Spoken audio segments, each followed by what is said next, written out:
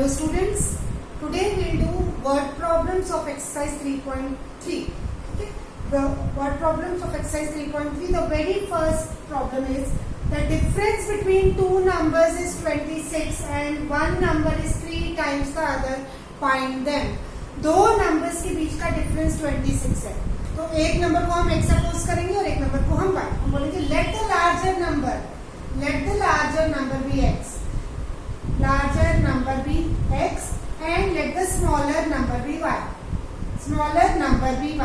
ठीक है बेटा, क्या जो है डिफरेंस 26 है, तो x minus y is equals to 26. हम y minus x क्यों नहीं करेंगे, क्योंकि जो मेरा आंसर है बेटा वो पॉजिटिव है. पॉजिटिव तभी होगा जब मेरा लार्जर नंबर पॉजिटिव होगा, तो इसलिए मैंने जब लार्जर नंबर को x बोला और स्मॉलर नंबर को y इंट्रोड्यूस किया, तो x minus y is equals to 26.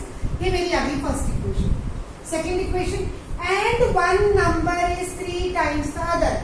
एक नंबर दूसरे का 3 टाइम्स है, that means x is equals to 3y. One number is मतलब is equal to 3 times the other. ये मेरी सेकेंड इक्वेशन आ गई. ठीक है, अब मुझे x और y की वैल्यू निकालनी है. अब क्योंकि ये एक्सरसाइज सब्स्टिट्यूशन मेथड से रिलेटेड है, तो हम कोशिश करेंगे कि हम सारे क्वेश्चन को सब्स्टिट्यूशन मेथड से सॉल्व करें. आप एग्जाम्स में अगर कुछ पर्टिकुलर मेथड नहीं बोला गया तो आप किसी भी मेथड से अपनी वर्ड प्रॉब्लम को सॉल्व कर सकते हैं. ठीक है, अब यहाँ देखो, हमेशा सब्स्टिट्यूशन मेथड में क्या होता है, हम एक इक्वेशन को x या y की फॉर्म में लाते हैं और उसकी वैल्यू हम दूसरी इक्वेशन में पुट करते हैं. यहाँ ऑलरेडी हमारी सेकेंड इक्वेशन जो है वो it is in the form of x, तो हम ये सेकेंड इक्वेशन की वैल्यू जो है हम फर्स्ट इक्वेशन में पुट करेंगे. Put x is equal to 3y in equation 1. हमने यहाँ डाला, ये हो जाएगा 3y minus y is equal to 26.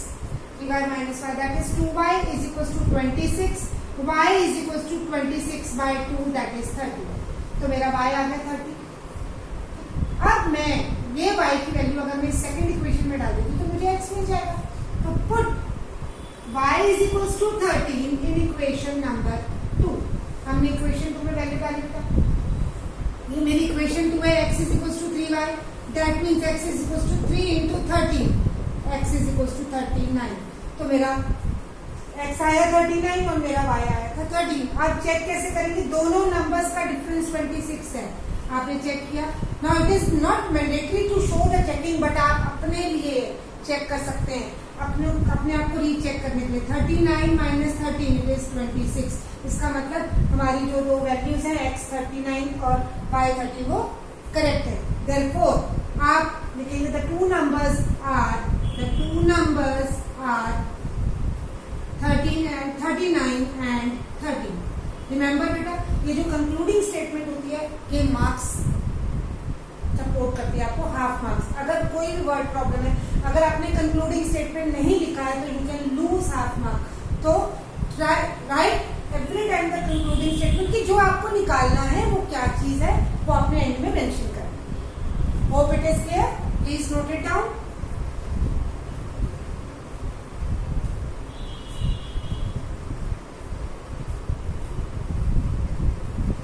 Yes students, now the second question is the larger of two supplementary angles exceeds the smaller by 18 degrees. Find them. Now we know that sum of two supplementary angle is 180 degree. तो हम बोलेंगे let the larger angle be x degree, let the larger angle be x degree and smaller angle be y degree. अब supplementary angles में दोनों angles का सम 180 होता है, तो फर्स्ट इक्वेशन तो हमारी ये निकलेगी x degree plus y degree is equal to 180 degree. ये हमारा फर्स्ट इक्वेशन आ गई बेटा, क्योंकि दोनों एंगल्स का सम 180 होता है. Second, the larger of two supplementary angles, दो सप्लीमेंट्री एंगल में से जो लार्जर है, जो बड़ा है, x is equal to exceeds the smaller by 18. Exceeds the smaller by 18, smaller से 18 ज्यादा है. Larger angle is exceeds the smaller by 18 more than the smaller angle. ठीक है, तो that means x is equal to y plus 18, या straight away आप लिख सकते थे x minus y is equal to 18, कि लार्जर और स्मॉलर एंगल में डिफरेंस जो है वो 18 डिग्री का है. तो ये आपकी सेकंड इक्वेशन आ गई बेटा. ठीक है, अब वही अगर हम सब्स्टिट्यूशन मेथड करते हैं तो किसी फॉर्म में लाते हैं। हमारी सेकंड इक्वेशन ऑलरेडी हमारी x की फॉर्म में है, x is equal to y plus 18। हमने ये वैल्यू जो है फर्स्ट इक्वेशन में पुट की। Put x is equal to y plus 18 in equation number 1। हमारे पास आया x plus y is equal to 180 है बेटा। x की जगह हमने क्या पुट किया, y plus 18 plus y is equal to 180। It is 2y is equal to 180 minus 18। y plus y 2y, 18 वहां जाके सब्ट्रैक्ट हो गया, तो 2y इज इक्वल टू 162। 162, तो y is equal to 162 upon 2, that means 81। तो एक angle आपका हो गया 81, y आपका 81 आया। अब y की वैल्यू मैं यहाँ पुट करूंगी तो मुझे x मिलेगा, ठीक है। आप लिखेंगे put y is equal to 81 in second, तो आपका आ जाएगा x is equal to 81 degree plus 18 degree, तो x is equal to 99 degree. 99। Now इसका मतलब आपका एक आया 99 और एक आया 81। तो उन्होंने बोला find the two angles, therefore the two angles are 81 degree and 99 degree. Clear? Please note it down.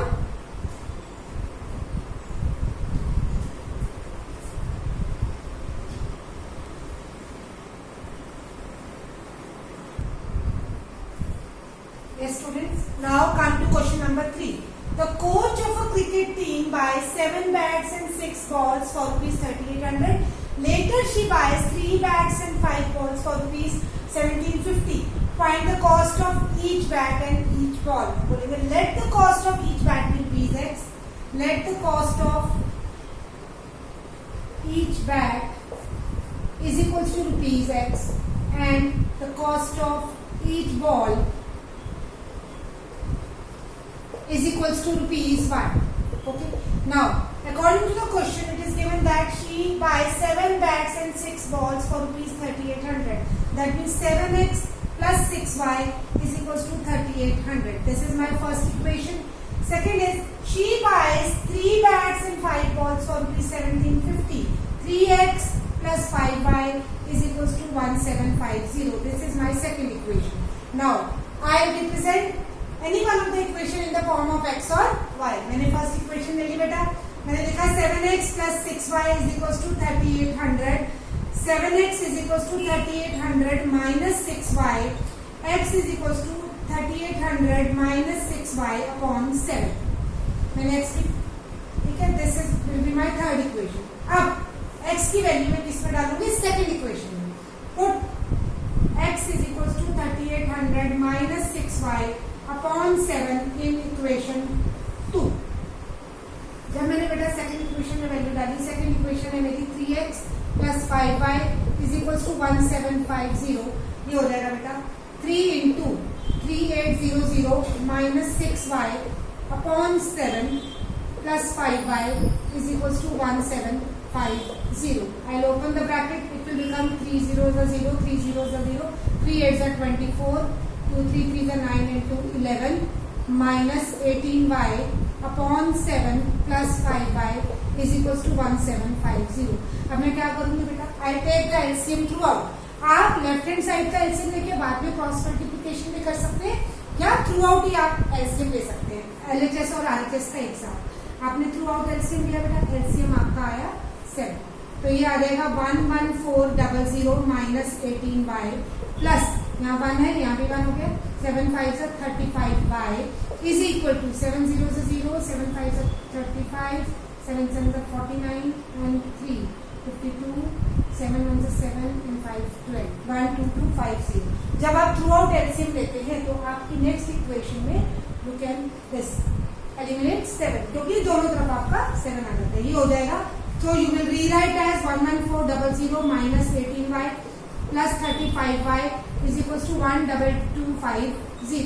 Now minus 18 plus 35, minus 18 plus 35, एक पॉजिटिव एक नेगेटिव सब्ट्रैक्ट करेंगे, 35 minus 18 will be 17y, और ये 1140 उधर जाके सब्ट्रैक्ट हो जाएगा। 17y is equals to 12250 minus 11400, ये हो जाएगा बेटा 17y is equal to 12250 minus 11400 850 ये आ जाएगा 850.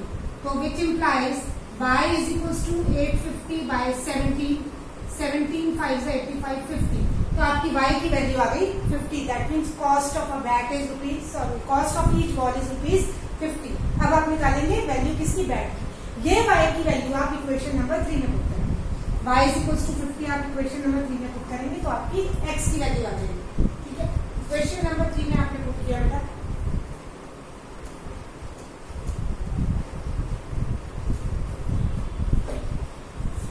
Put y is equal to 50 in third में आपने डाला बेटा, ये आया x is equal to 3800 minus 6y upon 7. अब तो यहाँ वैल्यू पुट की बेटे, ये आपका आ गया 3800 माइनस 6 इंटू 50. y आपका 50 आया था 7. That means 3800 minus 6 5 3300 upon 7 which is equal to 3500 upon 7. That means 500. ठीक है, दैट मीन्स 500. Therefore x की वैल्यू 500 आई. That means the cost of each bat is rupees 500 and cost of each ball is rupees 50. Therefore concluding statement beta, the cost of each bat is rupees 500 and the cost of each ball is rupees 50. Hope it is clear. Please note it down.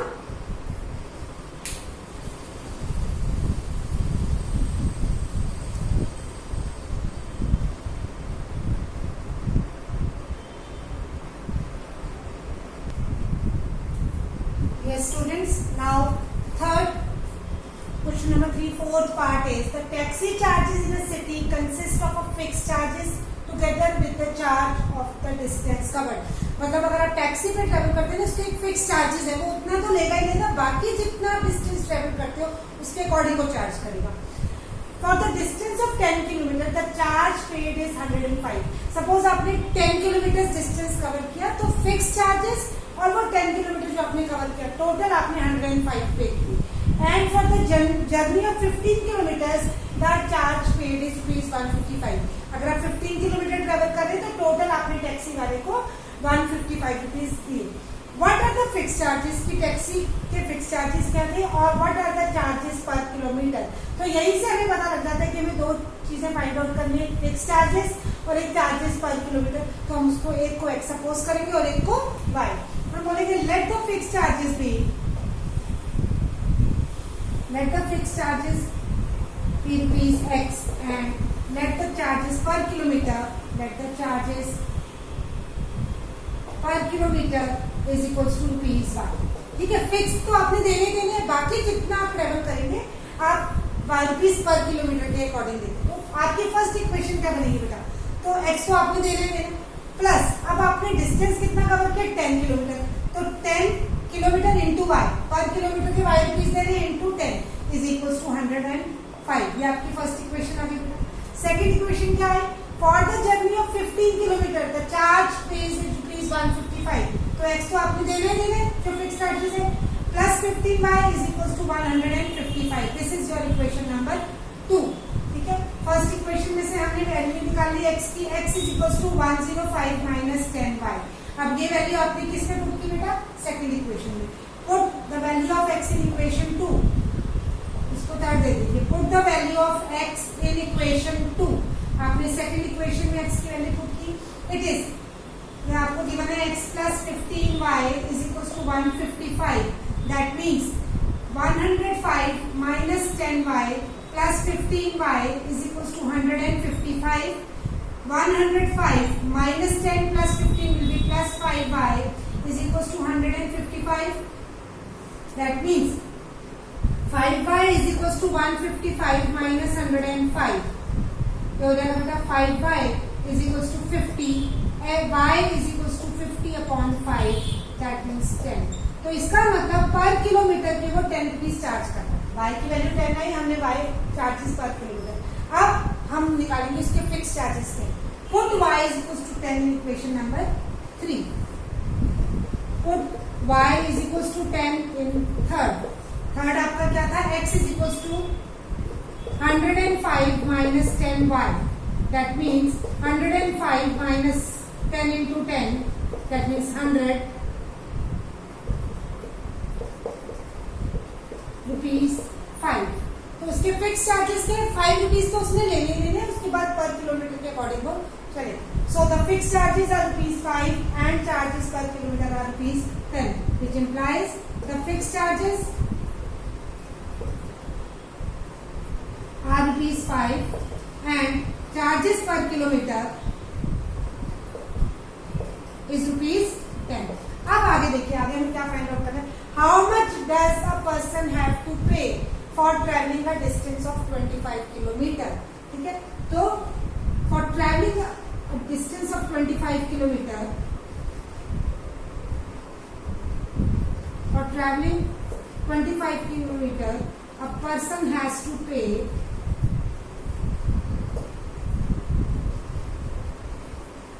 देखो हमारे person ने क्या पे करना है, x तो उसके fix distance कितना है 25 किलोमीटर, फिक्स चार्जेस कितने हैं x प्लस 25y लिखेंगे हम, फिक्स चार्जेस 5 है, पर किलोमीटर के 10 है, तो बेटा 5 plus 250 that means 255।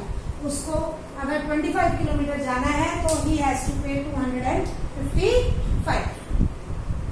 Hope it is clear बेटा, प्लीज नोट इट डाउन।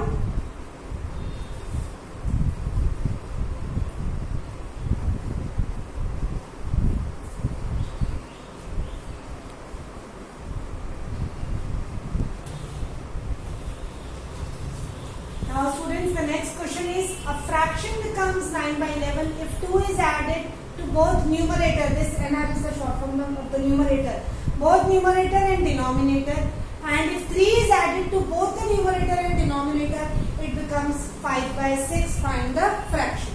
हमने fraction find out करना है, हम बोलते हैं कि let the numerator be x and let the denominator be y। तो आपका फ्रैक्शन क्या बनेगा बेटा, फ्रैक्शन क्या होता है, numerator upon denominator, that means x upon y। मुझे ये फ्रैक्शन फाइंड आउट करना है। अब हमें कंडीशन क्या दी हुई है, अब fraction becomes 9 by 11 is 2 is added to both numerator and denominator। if 2 is added to both numerator and denominator, the fraction becomes 9 by 11। यहाँ से आपने क्रॉस मल्टीप्लाई किया बेटा, 11 into x plus 2 is equals to 9 into y plus 2, ये आ जाएगा 11x plus 22 is equals to 9y plus 18, that means 11x is equals to 9y plus 18 minus 22, 11x is equals to 9y minus 4 और x is equals to 9y minus 4 upon 11। ठीक है, ये मेरी first equation, तो ये बनी 11x is equals to 9y minus 4, उसको मैं x की फॉर्म में मैंने रिप्रेजेंट किया। सेकेंड इक्वेशन क्या होगी बेटा, if 3 is added to both numerator and denominator, that means x plus 3 upon y plus 3, then the fraction becomes 5 by 6। Fraction मेरा 5 by 6 हो जाएगा, क्रॉस मल्टीप्लाई किया बेटा, 6 into x plus 3 is equals to 5 into y plus 3, ये हो जाएगा बेटा 6x plus 18 is equals to 5y plus 15। ठीक है, 6x is equals to 5y plus 15 minus 18, 6x is equals to 5y minus 3। ये मेरी सेकेंड इक्वेशन होगी, और आप you can say that this is my second equation, या तो आप इसको 6y minus 5y is equals to minus 3 भी कह सकते। ठीक है, अब आपने क्या करना है, फर्स्ट इक्वेशन ये मेरी सेकेंड है, फर्स्ट को आपने x की फॉर्म में रिप्रेजेंट किया, उसको आपने सेकेंड इक्वेशन में पुट करना है। represent first in the form of x and put it in the second। आपने इसको सेकेंड इक्वेशन में पुट किया, ये हो जाएगा बेटा, put value of x into value of x in equation number 2। हमारे पास है equation 2, 6x minus 5y is equals to minus 3। ये हो जाएगा बेटा 6 इंटू एक्स है आपका 9y minus 4/11 minus 5y is equals to minus 3. Now it will become 6 9s are 54y minus 24 upon 11 minus 5y is equals to minus 3. क्या करूंगी बेटा? I'll take the LCM 11 throughout. LCM ले लूंगी मैं एक साथ. ये हो जाएगा 54y minus 24 minus 55y is equals to minus 33. ठीक है, मैंने थ्रू आउट एलसीएम ले लिया बेटा 11. नेक्स्ट स्टेप में मेरा हो जाएगा 54y minus 24 minus 55y is equals to minus 33. 54y minus 55y minus y is equals to minus 33 plus 24.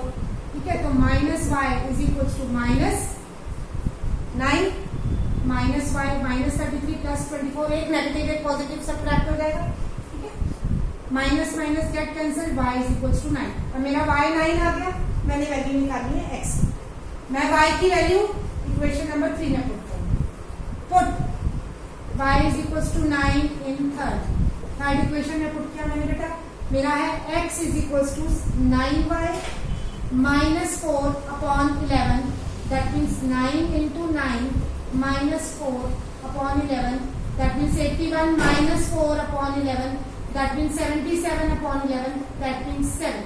तो मेरा x आ गया 7. x 7 आ गया. मुझे क्या निकालना है? फ्रैक्शन. फ्रैक्शन क्या है मेरा? x upon y. Therefore, fraction is my x upon y, which is equals to 7 upon 9. Please note it down.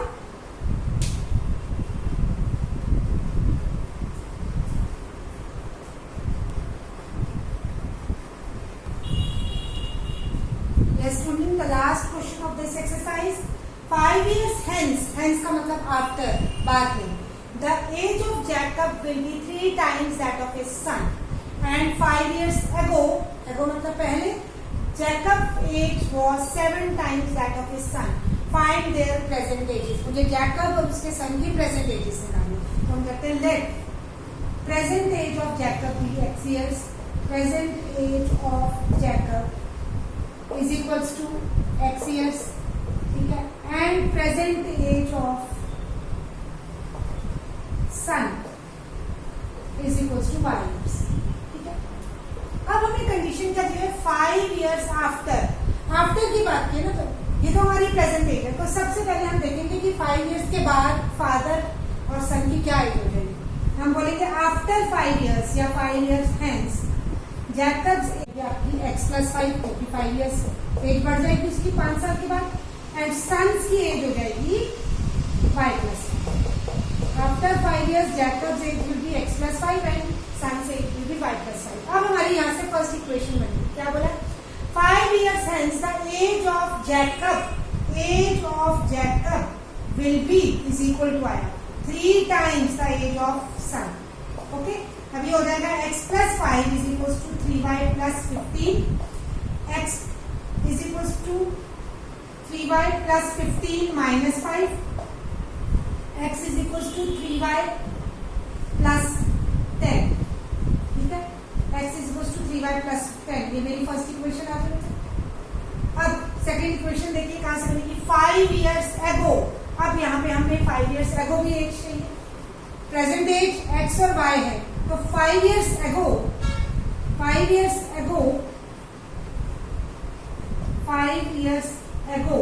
मतलब पहले. जैकब की एज क्या हो जाएगी? जैकब्स एज अगर प्रेजेंट x है तो 5 years ago x माइनस 5 हो जाएगी बेटा. और सन की एज क्या हो जाएगी? 5 साल पहले y माइनस 5. अब इसके बाद हम सेकंड इक्वेशन बनाएंगे. क्या बोला है? 5 years ago Jacob's age was 7 times that of his son. ठीक है, Jacob's age that means x minus 5 is 7 times that of his son. That means y minus 5. Equation आ जाएगी बेटा. x minus 5 is equals to 7y minus 35. x minus 5 कीजिए, यहाँ पे लिखो x minus 7y is equals to minus 35 plus 5. x minus 7y is equals to minus 30. ये हमारी equation number now substitute x की value first equation में already है, x की फॉर्म में ही है, इसको मैंने सेकंड इक्वेशन में पुट कर दिया value. Put the value of x in equation 2. Put value of x in equation 2. हमने सेकंड इक्वेशन में डाली बेटा. x क्या था हमारा 3y प्लस 10. सेकंड इक्वेशन हमारी है x minus 7y is equal to minus 30. हमने यहाँ डाला 3y plus 10 minus 7y is equal to minus 30. तो ये हो जाएगा बेटा 10 minus 3y minus 7y is minus 4y and minus 30 minus 10. ये कहाँ जाएगा? प्लस 10 वहां जाके माइनस हो जाएगा. Minus 4y is equal to minus 40. Minus minus get cancel. That means y is equal to 40 by 4. That means 10. तो y हमारी आ गई 10. y हमने क्या बोला? प्रेजेंट एज ऑफ सन हमारी आ गई 10. अब हमने क्या निकालना है? We want to find the value of x. तो put y is equals to 10 in equation 1. Put y is equals to 10 in equation 1. First में डाला बेटा हमने. फर्स्ट है हमारी x is equals to 3y plus 10. x is equals to 3 into y हमारा क्या निकला? 10 plus 10. x is equals to 30 plus 10 40. तो x हमारा आ गया 40. It means present age of Jacob is 40 and present age of son is 10 years, which implies present age of Jacob is equals to 40 years and present age of son is equals to 10 years. Hope it is clear to you all. Hope this exercise is clear to everybody. We did this exercise by the method of substitution. Now word problem में बेटा कुछ mention नहीं है तो you can apply any method. जब तक कोई mention नहीं किया कि आपको किस स्पेसिफिक मेथड से करना है, तो अभी आगे जो हम दो मेथड्स करेंगे एलिमिनेशन और क्रॉस मल्टीप्लिकेशन, आप उनसे भी फाइंड आउट कर सकते हैं. Thank you so much.